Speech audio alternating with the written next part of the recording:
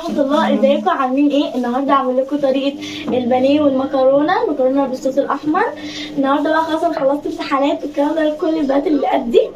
خلاص احنا خلصنا امتحانات بقى نساعد مامتنا في الاكل وكده.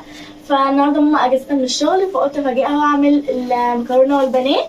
والبانيه هعمل كده تركات مختلفه. وطبعا معايا الوصفه للاخر. وقبل اي حاجه حطوا لايك واشتركوا في القناه واكتبوا لي في الكومنتات لو عايزين اي اكله مني. وطبعا الوصفه معايا دلوقتي. اوريكم المكونات. معانا 2 بيضه ومعانا علبه زبادي ومعانا 5 معالق من الدقيق ومعلقه كبيره من النشا.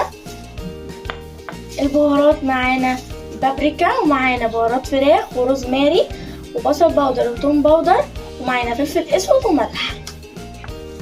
طبعا لازم يكون البانيه يكون مفيهوش ميه كده، نشفاه بمناديل مطبخ ومفيهوش خالص اي نقطه ميه. نبتدي بقى الطريقه.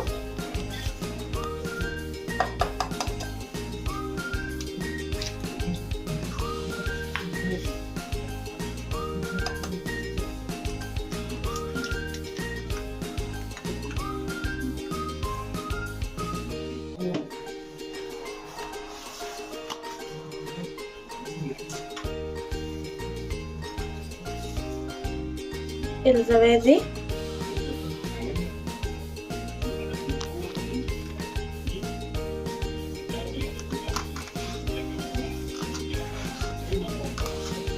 دلوقتي بقى هضربهم كده بالراحة.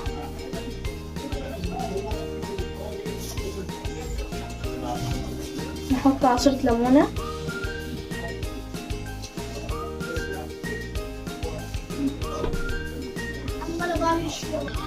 دلوقتي. انا طبعا لازم اخلط المكونات كويس جدا. دلوقتي انا خلطته كويس جدا، لازم يكون كده. هنحط بقى البهارات واقول لكم البهارات ايه. معانا بابريكا وبهارات فراخ وروزماري وبصل بودر وتوم بودر وملح وفلفل اسود.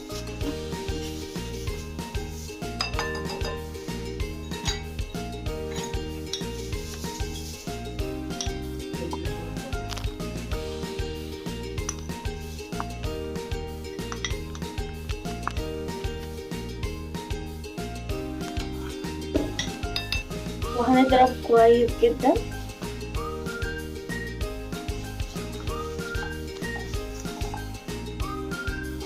الطريقة دي بقى ريحتها حلوة قوي وانا بحب قوي الطريقة دي، وبخلي ماما على طول تعملها لي، وبتخلي القشرة من بره ما بتطلعش خالص في الزيت.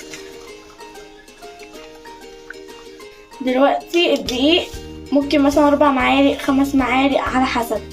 احط كده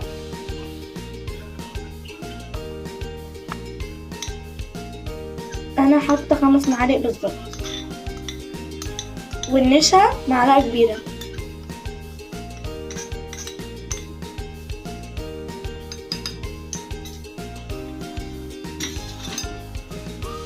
وهنخلطها كويس جدا برضه. لازم يكون القوام بتاعه كده متماسك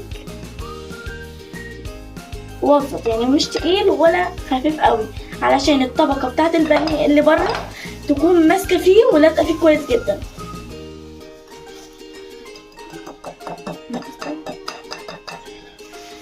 طبعا دلوقتي هنحط البانيه في الطبق بتاعته. بصوا لازم يكون البانيه مفيهوش ميه خالص، وهنسيبه في التتبيله نص ساعه كده. حطينا رصه، بعد كده هنبدا نحط شويه صوص، وبعد كده نبدا نحط البانيه تاني.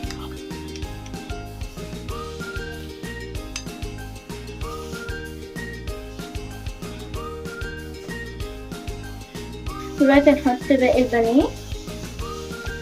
خلطناها كويس جدا، لازم تتخلط كويس جدا، ولازم تكون تقيله كده.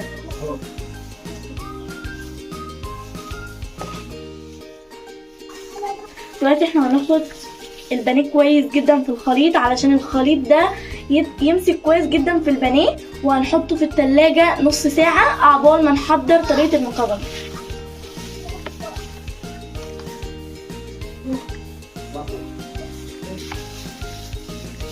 نخلط كويس جدا. نص البانيه تكون كده. دلوقتي خلاص احنا خلصنا الخليط بتاع البانيه. هنغطيه بقى عقبال ما نعمل صوص المكرونة ونسلق المكرونة. متنسوش بقى تعملوا اللايك والاشتراك وتشجعوني.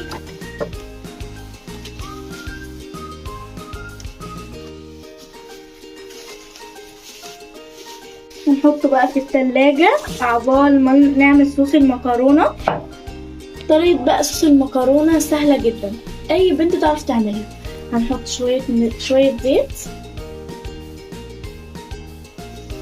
تحطي اي نوع زيت انت عايزاه، زيت زيتون، زيت عباد الشمس، اي زيت انت عايزاه. هنحط بصلايه كبيره وقرن فلفل، وهنحط 4 فصوص توم. بسم الله. لازم يكون الزيت يتقدح شويه.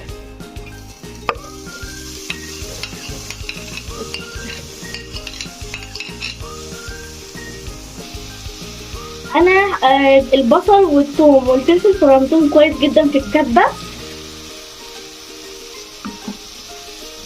نسيبها بقى ايه تبقى كده، ونحط المكرونه. دلوقتي هنحط شويه زيت في الميه بتاعه المكرونه، مش كتير، واي نوع مكرونه انت عايزاه. لازم الميه تكون بتغلي، وبعد كده بنحط المكرونه.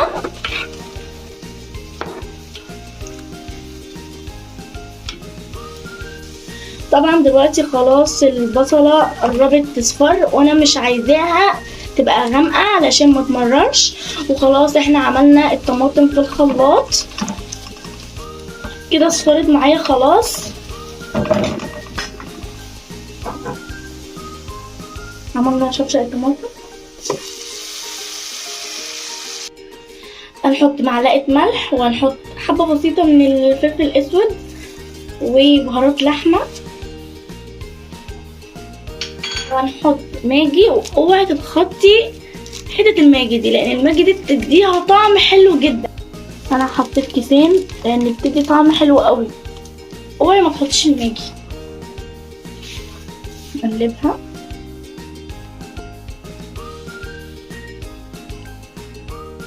طبعا بقى انا سايبه الصلصه تتسبك، واوعي تتخطي كيسين الماجي، لان الماجي دي بتدي طعم حلو قوي وريحه حلوه.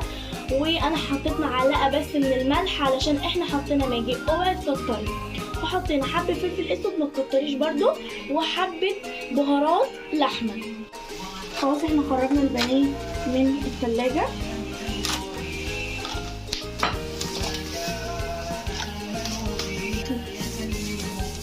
دلوقتي ده بقسماط وفيجيتار الاتنين على بعض. عايزه تعملي بقسماط لوحده ماشي، عايزه تعملي فيجيتار لوحده تمام.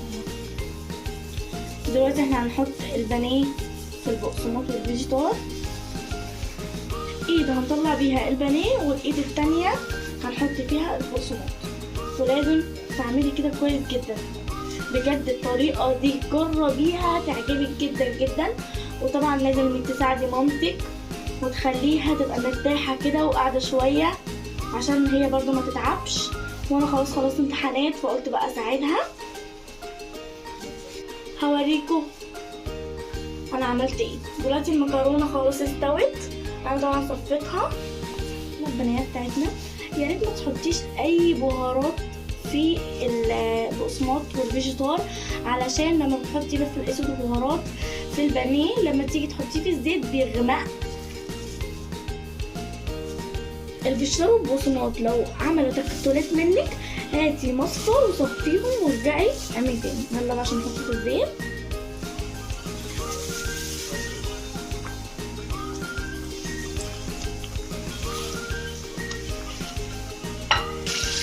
حاولي وانتي لسه تجاوبتي تقلعيه علشان الزيت ممكن يلزق فيه. وايدك تتلسع.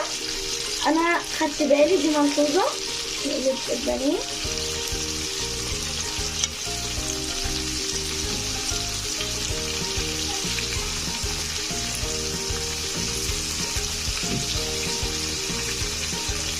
الطبقه الاولانيه استوت فانا قلبتها.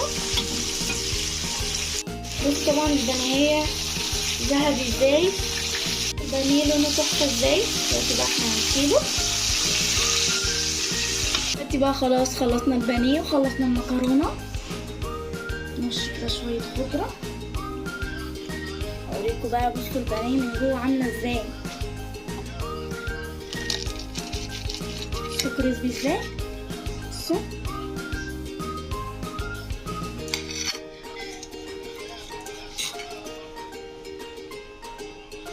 بصوا عامله ازاي.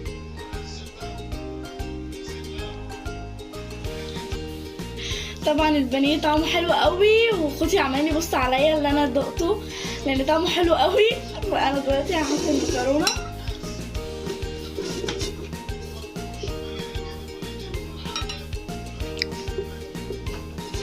بقى اخواتي الصغيرين جعانين قوي عمالين يبصوا عليا اللي انا عماله اكل. فبجد البانيه طعمه تحفه. جربي الوصفه دي بجد، بعد كده مش تعملي غيرها. بصوا بقى الصلصه عامله ازاي، تقيله جدا وحلوه قوي.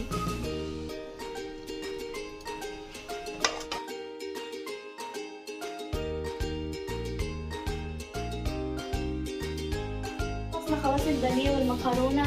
تحيه لكل ام تعبت مع اولادها، وبجد انا عايزه اشكر ماما على التعب اللي هي تعبته معانا في فتره الامتحانات. ويا رب يكون الفيديو عجبكم وطريقه تحضيري عجبتكم. ومع السلامه في فيديو جديد. ومتنسوش تحطوا اللايك وتشتركوا في القناه وتشجعوني في الكومنتات عشان اطلع بفيديوهات تانيه. باي.